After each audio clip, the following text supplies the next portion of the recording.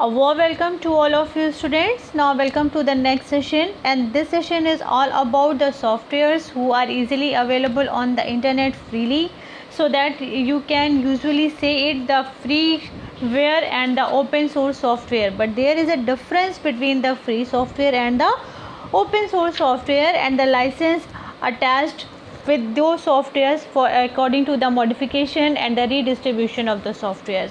So moving ahead, we will learn about some definitions, some licenses, in which we are going to learn about the free softwares and the open source softwares. Now the first topic is free software.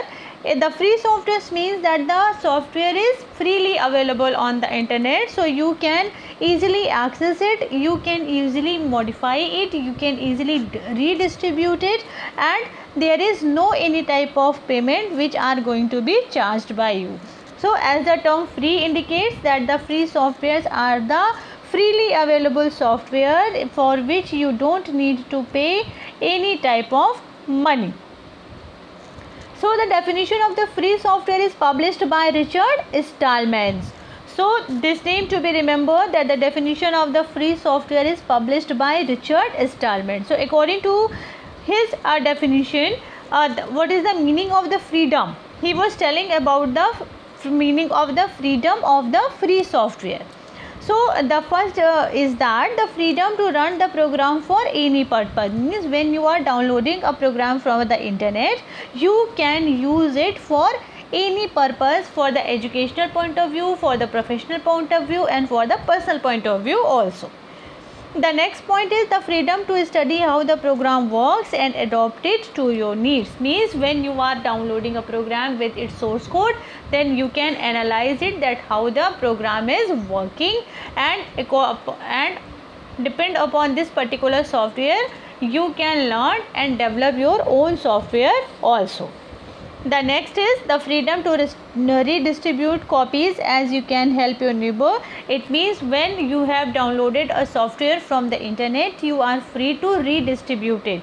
Now what is the meaning of redistribute it here? It is simply that what we are doing in our daily life, if we are downloading a software from the internet and anyone asks for the software, we can easily give the software to the friends in order to install it on the system. So this process is called a redistribution of software. So after downloading a software, you are free to redistribute the software. The next is the freedom to improve the program and release your improvement to the public, so that the whole community benefit. It means if you are downloading a software and downloading the source code and you are improving it, it means you are making some changes in the source code. Then after making the source code, the changes in the source code, you can publish it to the public, so the other benefit may also be get benefited of the changes or of the improvement that what you have made in the software. Now moving to the next section, that is open source software. Open source software is again openly available to all of you, means we can easily get it from the internet. So what is the difference between the open source software and the free software? So open source software is again freely available for the modification, constructing, business model and so on, but they are charging some money. Now they are charging some money from whom? From the person who wants to improve the software in order to use it for the personal use. So those company are charging money from the those particular company who wants to improve the software. Means if company A is creating a open source software and there is another company B who wants to use the software with some changes, with some improvement, then the company A will be charging money from the company B in order to make some improvement in the software. Now moving to the next topic, that the rules for new source software, that the first one is free distribution, means you are free to redistribute it once you have downloaded it. If you want to redistribute the whole part, you can do it, or if you want to redistribute a part, so you can also do it. Now the next is source code, means when the source code is downloaded, you can also redistribute the source code. Now the term derived work means if you are changing the work, if you are improving the work, So it is allowed to modify the program, but the license, the term and condition are associated with the original program will also be associated with the derived program or with the improved or with the changed program. Now moving to the next section. The next section is integrity of the author source code. Means if you have downloaded the software and you had made some changes to the software, then after changing the software you will have to give in other name or in other version to the software. Means the original work from the author should be integrated. Now next is no discrimination against person or group. The license must not discriminate against any person or group of person. The next is no discrimination against fields of endeavor. Means the license must not restrict anyone from making use of a program in a specific field of endeavor. For example, it may not restrict the program for being used in a person if there is some time consuming task. So there is no any discrimination between the fields. Distribution of license means the rights attached to a person must apply to all to whom the program is redistributed. Means if few rights are associated with me, that I had downloaded the program and I had redistributed it to the others, so that particular rule, regulation and right should also be attached to the other person. The license must not be specific to the product. This point implies that there must not be a restriction on the rights attached to the program. That is, there should not be a condition on the programs being part of a particular software distribution. Now moving to the next point, that is the license must not restrict other softwares. Means the license must not place restriction on other software. It means if a particular company is developing many types of software, one software is open source and other is some other kind of software, so it is allowed to the company. There is no any restriction that particular company will be developing only open source softwares. The next is license must be technologically neutral. Means no provision of the license may be predicted on any individual technology or style or interface. Means it means that the license does not specify about the work. Any type of work can be given licensed. So this is all about open source and free programming. Now moving to the next section. The next section is a definition about the particular free programming and the open source software. So now starting with the first one. The first one is OSS and FLOSS. These are the abbreviation. The full form of the software is as given below, that the OSS means open source software and FLOSS means a liberal and open source software, means freely available software. So this definition implies that the software whose source code is available to the customer and it can be modified and redistributed without any limitations. And OSS may come free of cost or with the payment of normally charges, that is developer may charge in the name of development or the support of the software. The next is GNU. What is the meaning of GNU? GNU is the abbreviation of GNU's not Unix. Means this project emphasis on freedom. Means the GNU project was initiated by Richard M. Stallman with an objective to create an operating system. The next is FSF. FSF means Free Software Foundation. Means it is a not profitable organization created for the purpose for supporting free software movements. So all these definitions are the factual definitions. You have to learn it out. The Richard Stallman founded FSF in 1985. The next is OSI. OSI is an open source initiative. So what is this? It is an organization dedicated to cause of promoting open source softwares. Okay, so why it is created? It is created to promote the open source software. The next is freeware. So the term freeware is generally used for the softwares which is available free of cost and which allow copying and further distribution. and but not modification and whose source code is not available. So the point to be remember that the freeware is available free of cost in order to copying and further distribution, but no modification is allowed because the source code of freeware is not available. Now the next is W3C. W3C means World Wide Web Consortium, means W3C is responsible for producing the software standards for World Wide Web. The next is proprietary software. These are the softwares neither open nor freely available. It uses is regulated and further distribution and modification is either forbidden or required special permission by the supplier or by the vendor. Source code of such type of software is normally not available. The next is shareware. Shareware is a software which is made available with the right to redistribute copies, but it is stipulated that if one intends to use the software often after a certain period of time, then a license fee should be paid. Means such type of software those we are using for free trial for 30 days, free trial for 45 days. So after that particular software will be charging some money from us. So these type of softwares are called the shareware.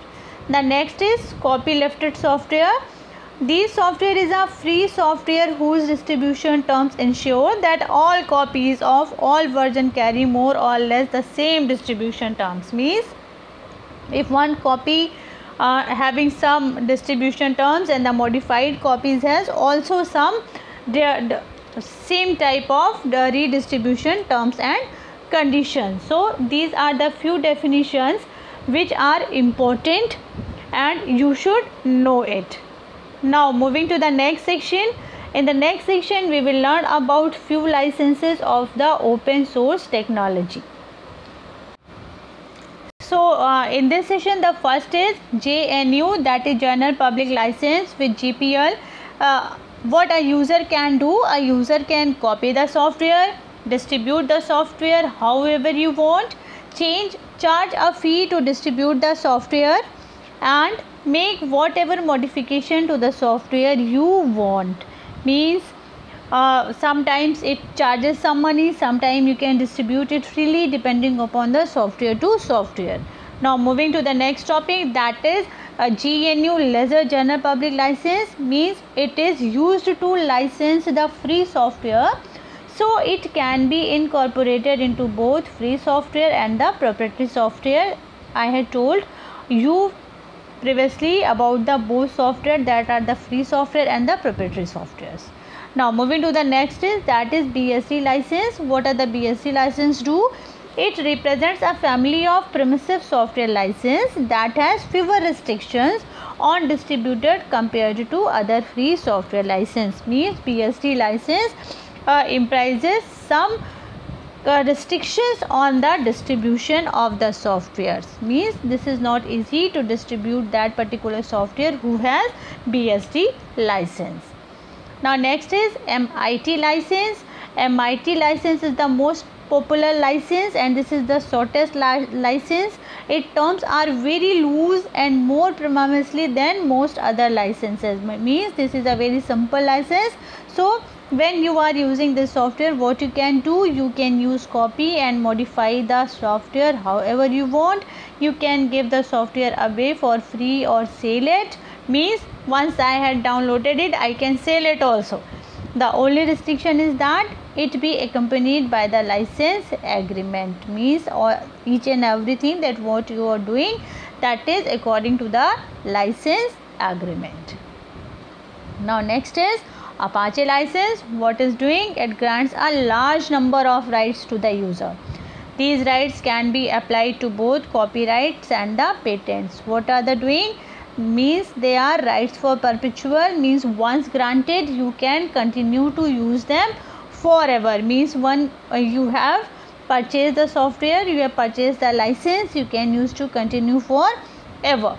Rights are worldwide, means if the rights are granted in one company and then they are granted in all countries, means once you have taken the license in any other country, and if you are moving to any other country, then you can use it.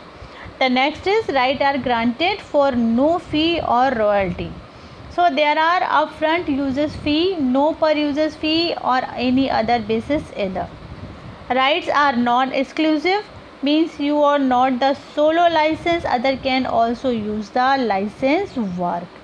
And the one more point, that the rights are revocable, means once they cannot be taken back once they are granted. So these are the few main points about the Apache license.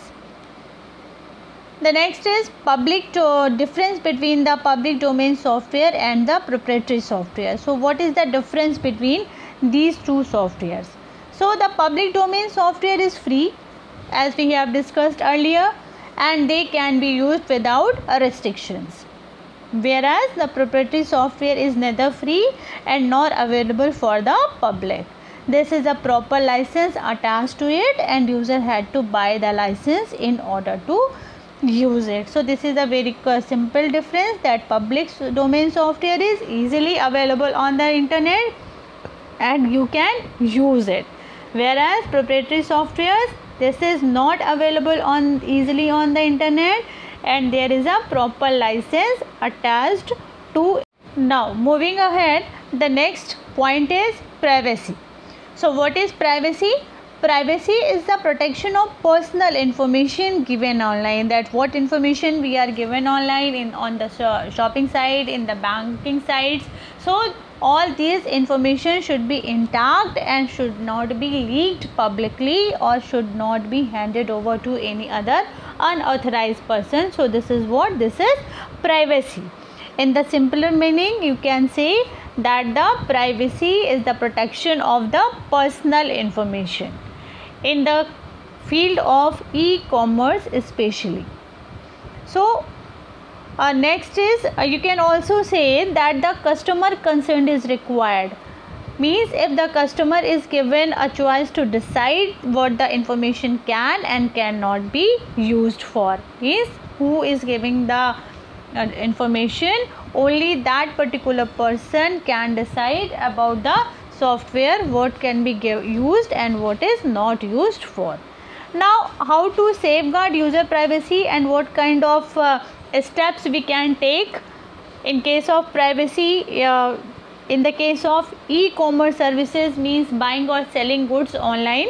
So first of all, the merchant or the seller must clearly cite about how the user data will be used in the term and conditions of this site and applications, means in the starting it is very clearly said that how the data will be used, means there is no any type of doubt in the merchant or in the seller's mind.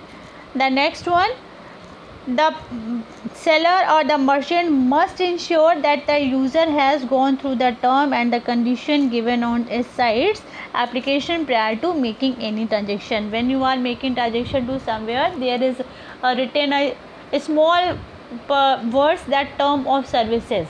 What we do, we actually vomit it, we usually leave it and we do the transactions, but we should go to the site or the page where the term of the services are given. So before making any transaction, the customer should be aware of all the term and conditions of the merchant. Next, the merchant must assure the user about data safety by implementing proper data safety and security measures, means who are running a e-commerce website, then he or she must take some safety precautions and must assure about the data security of the website. The user must go through the term and conditions as I had discussed earlier. The merchant or the seller must clearly state how the user data will be used. Again the same thing, that how the data will be used, it is clearly said. Then the next is, and the very common topic is online fraud. So what is online fraud? The fraud committed using the internet is called online fraud. Means what is online? Online means internet, and if particular fraud is committed on the internet, then this fraud is called online fraud. So what type of frauds can be done online? First is not deliver goods, non-existing companies, stealing information, and fraud payments. Means if you are paying some money for any particular good and the good is not delivered to at your doorstep, then it is a fraud. And there is non-existing companies, fraud websites are there with the name of those companies, stealing information and making fraud payments. So there is a sign and a symbol of the secure site and non-secure site. So you can see it easily. In the secure sites there is a mark of lock. This lock is called padlock. The site having this padlock means the site is secure. It means no data can be stolen from such kind of sites. But in the next figure you can say there is a sign of red sign of exclamation mark, means this site is not secure. So before making any transaction, just look at this particular corners so that you can know that the site is secure or the site is not secure. Now the next point is technology and society.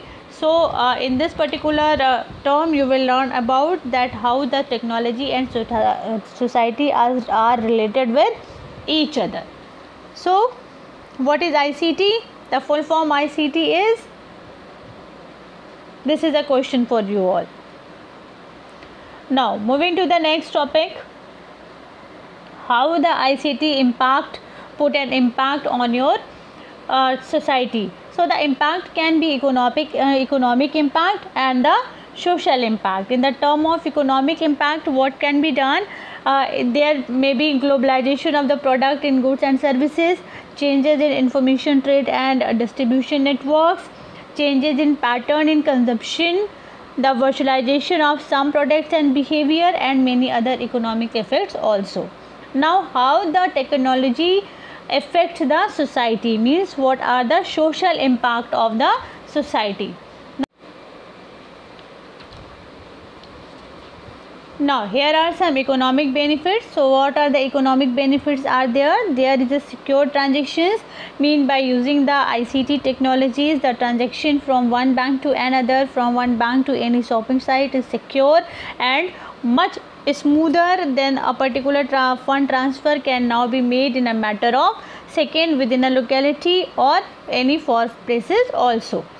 So the secure transaction is one of the economic benefit of the ICT upon the society. And the next thing is an availability, means one does not need to stand in the long queues for fund withdrawal. With the use of ATM card or with the use of net banking, you can easily withdraw money. So now each and everything is available very easily with the help of technology.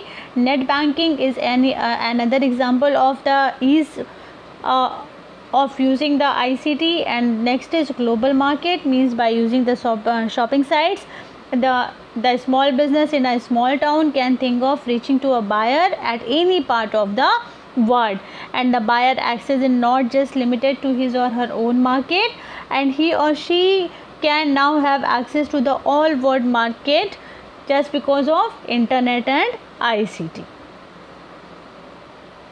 Here are few IT acts are given. So why the IT acts are come into the light?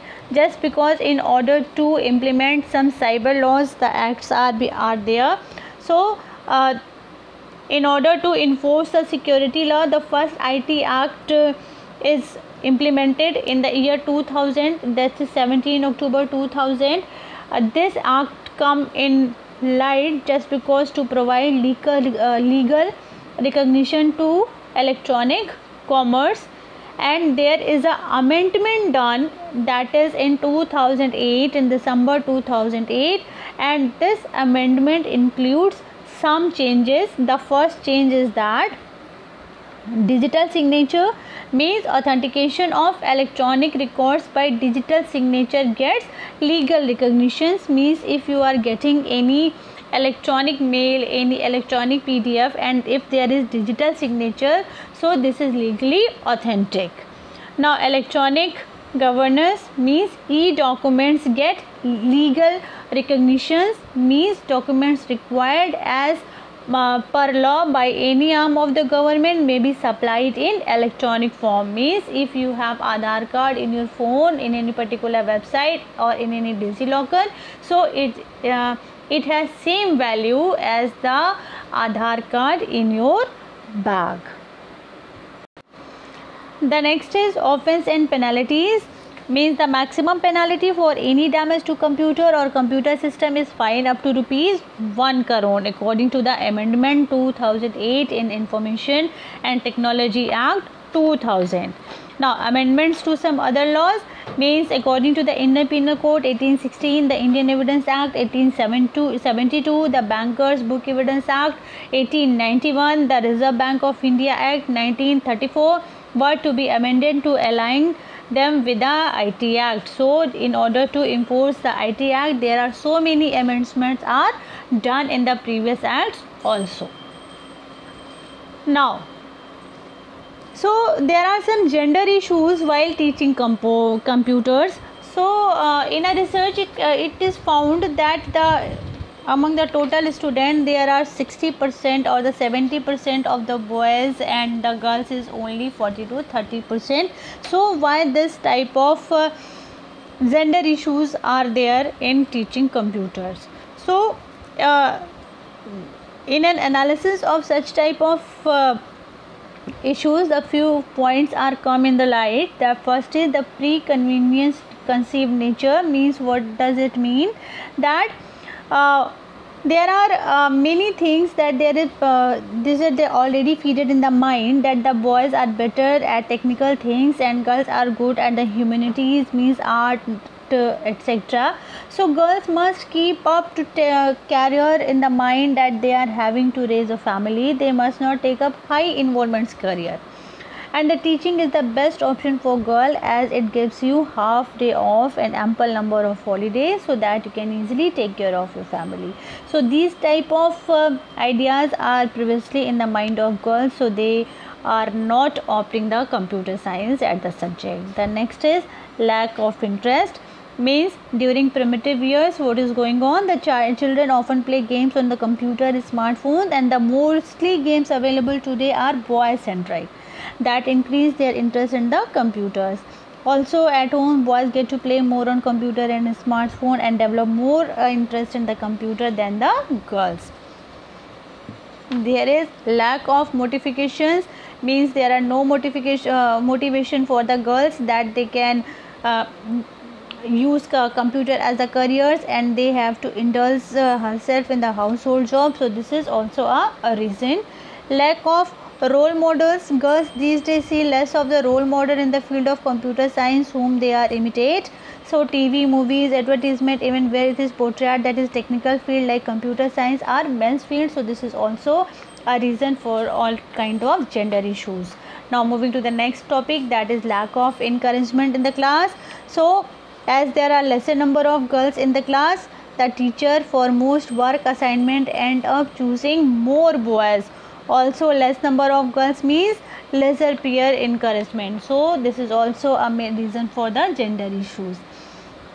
Now moving to the next topic, that is disability issues while teaching and using computers. Means if there are some students who are some disability issue like dyslexia, Down syndrome, polio, hearing impairment and any other type of disabilities, then what type of issues they are feeling or facing when they are using the computers. So first of all, the first issue is unavailability of the teachers materials and aids. Means students have different disability needs different type of teaching materials. So for instance, visually challenged student would want, then there are screen readers that could read the digital content to them. So if it is not available, then it is an issue for the student. The lack of special need teachers means for different types of special needs, if special need teachers are available, so the disabled student get their need addressed in the right manner. So for example, for hearing impaired student, a teacher who is able to converse in sign language will be able to convey and explain the study material than traditionally methods. The next is lack of supporting curriculum, means there are many curriculums, so according to the many students, but the curriculum should be designed while keeping focus on the inclusive education, means there always should be possible alternative keeping in the mind so the special needs of the students. So this is also an issue, the curriculum is not according to the such kind of student. So what may be the possible solution? Now have an eye on the possible solutions. That the first is that school must work toward making available required teaching aids to fulfill special need of the student with disabilities. Next is school must employ special need teachers, and the last is school must support the inclusive curriculum, means the curriculum there should need an amendment in the curriculum according to the students of the disabilities issue. So this is all about today's session. Hope you enjoyed the session. We will be meeting soon in the next session. Thank you.